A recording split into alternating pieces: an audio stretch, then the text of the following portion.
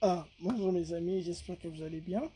Aujourd'hui, je veux essayer un peu de vous parler sur l'origine de quelques mots qu'on a toujours tendance à employer en lingala.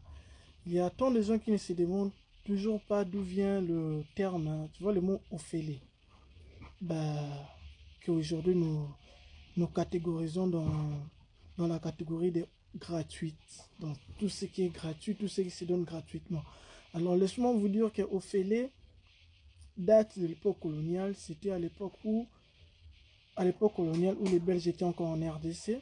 Alors du coup, lorsqu'il y avait des colis ou bien des dons que l'État donnait, par exemple à l'Équateur et tout, pour essayer un peu de donner à la population dans les nouvelles cités qui étaient un peu lointaines par rapport à Kinshasa.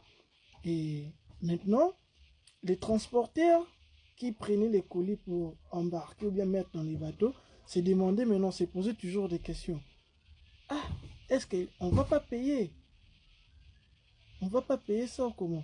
Alors, vu que à l'époque, les Blancs comprenaient quand même un peu la langue, la langue, bon, déjà lingala, alors et ils disaient non, c'est aux frais de l'État. C'est aux frais de l'État.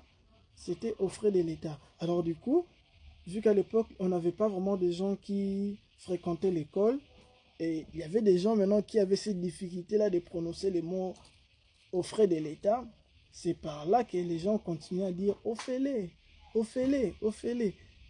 Donc, juste vous dire que le mot Ophélie vient précisément de la phrase aux frais de l'État.